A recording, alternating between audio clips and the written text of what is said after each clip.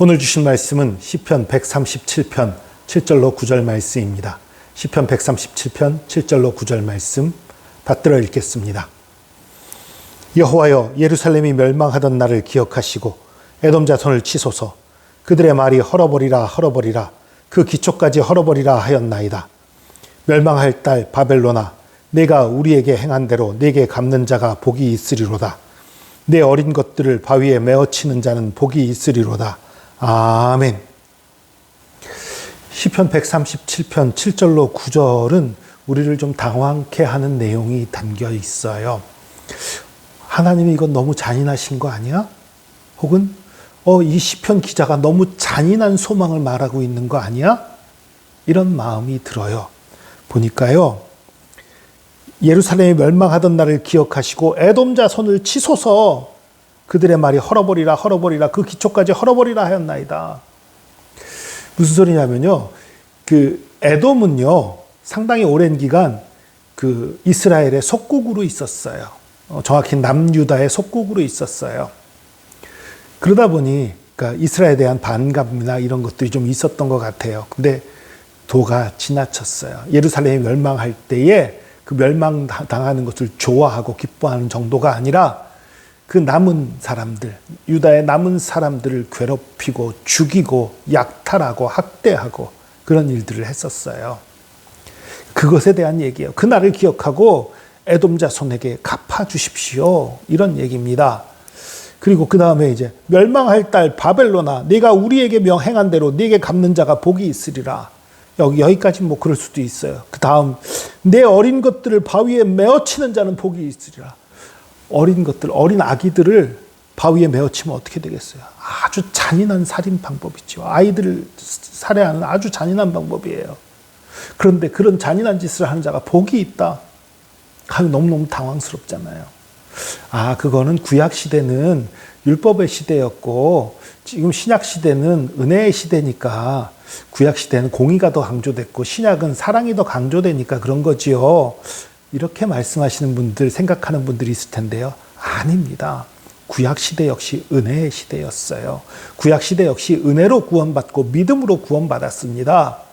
여러분, 우리가 오해하는 것 중에 하나가 구약 시대에 제사를 통해서 구원받았다고 생각하는 분들이 있는데 아닙니다. 구약 시대의 제사는 예수 그리스도의 그림자예요. 그래서 제사 드릴 때에 하나님께서 그들이 예수 그리스도를 몰랐지만 예수 그리스도를 믿은 것으로 간주해 주신 거예요. 그래서 구원받은 거지 제사법에 구원하는 심이 있었던 것 아닙니다. 만약 구약의 제사에 구원하는 심이 있었다면 예수님은 결코 이 땅에 오시지 않았어요. 십자가 지시지 않았습니다. 제사 지내는 구원의 방법이 있는데 왜 대신 죽습니까? 구원받는 길이 없으니까 대신 죽으셨죠.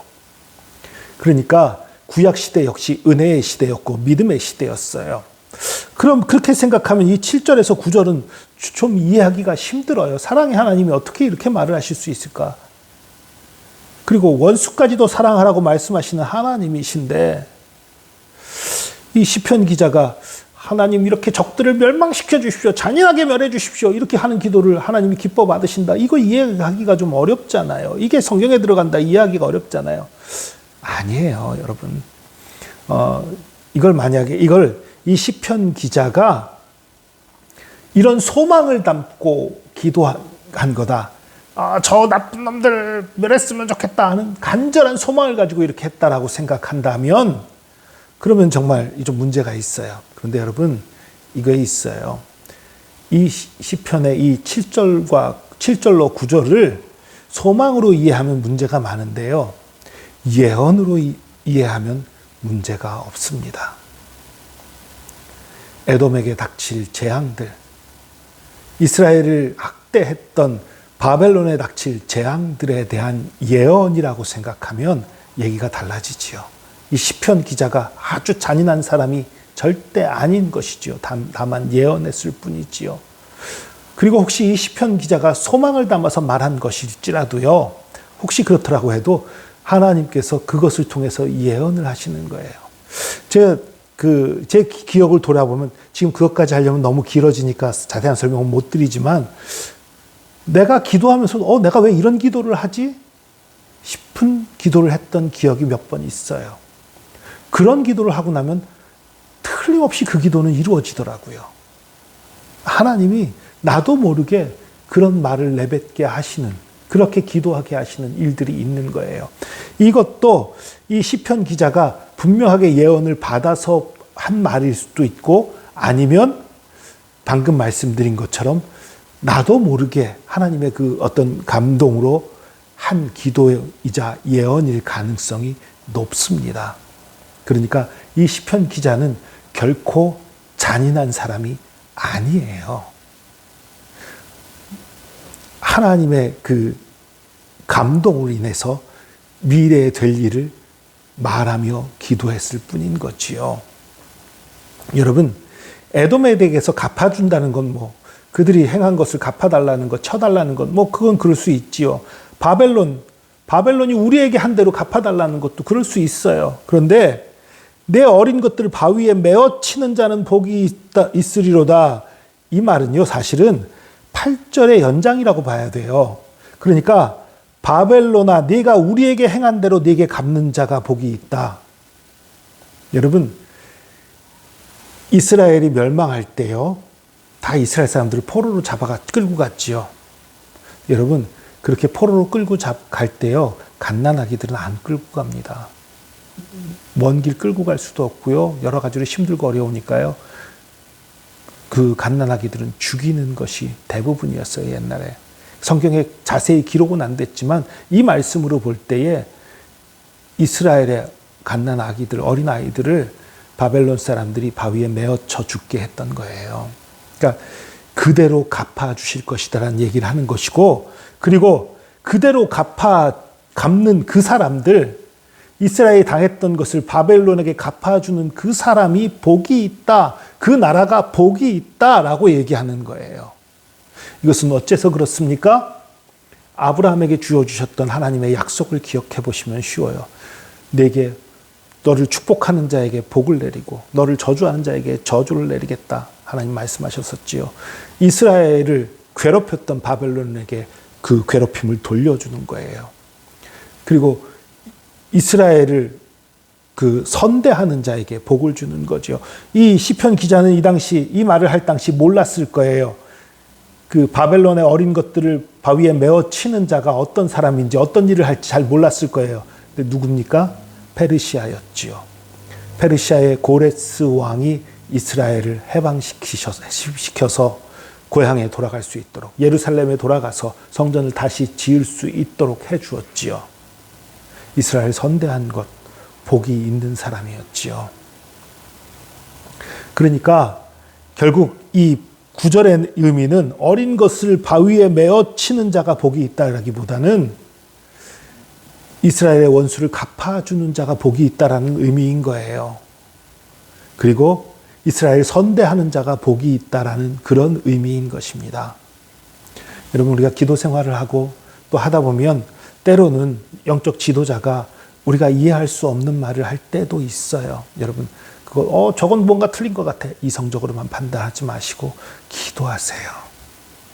정말 기도해 보면 정말 말도 안 되는 것 같은 좀 이상한 말을 하는데도 그게 이상한 게 아니라는 느낌이 올 때가 있어요. 하나님이 하신 일일 때예요.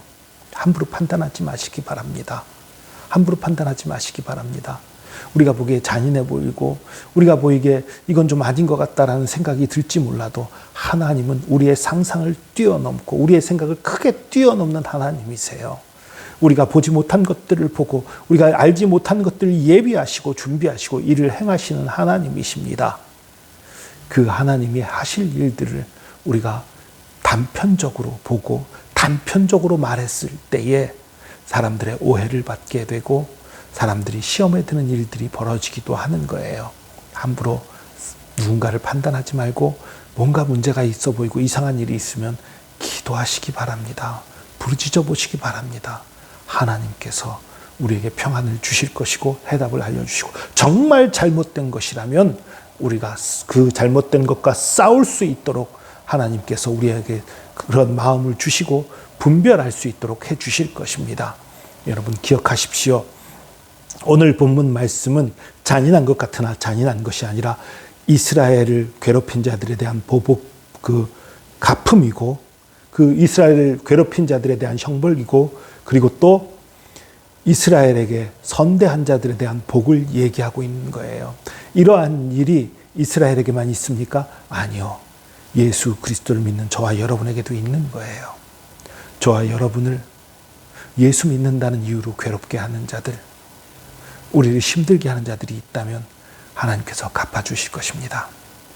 예수 믿는다는 이유로 저와 여러분을 선대하는 자들이 있다면 그 또한 하나님께서 복으로 갚아주실 것입니다. 저와 여러분은 하나님께 그렇게 소중한 존재입니다. 예수 그리스도의 피라는 너무나 귀중하고 소중한 값을 치르고 산 존재이기 때문입니다. 기도하겠습니다. 주님, 옛적에 이스라엘을 사랑하셔서 그를 미워하고 저주하고 학대하는 자들에게 저주하시고 그 악행을 갚으셨던 하나님이신 것을 기억합니다. 또한 이스라엘을 선대하고 복주고 축복하던 자들에게 복을 주시고 은혜로 갚으시고 선대하신 하나님이신 것을 기억합니다. 그 하나님이 곧 나의 하나님, 우리의 하나님이신 것을 믿고 감사드립니다. 예수 그리스도를 믿고 따르는 하나님의 백성된 우리에게도 옛적 이스라엘에 했던 것처럼, 아니 그보다 더 크게 역사하실 하나님이신 것을 믿고 감사드립니다. 우리를 공격하는 자들을 미워하시며 우리를 대적하는 자들을 대적하시는 하나님, 우리를 선대하는 자를 선대하시며 우리에게 복을 비는 자들을 복 주시는 하나님이신 것을 믿고 감사드립니다. 하나님께서, 좋으신 하나님께서 우리와 항상 함께 하시는 것을 믿고 우리가 담대하게 하시고 담대함으로 하루하루 살아나가며 승리하게 하여 주시옵소서. 함께 하심 감사드리며 예수 그리스도의 이름으로 기도합니다. 아멘.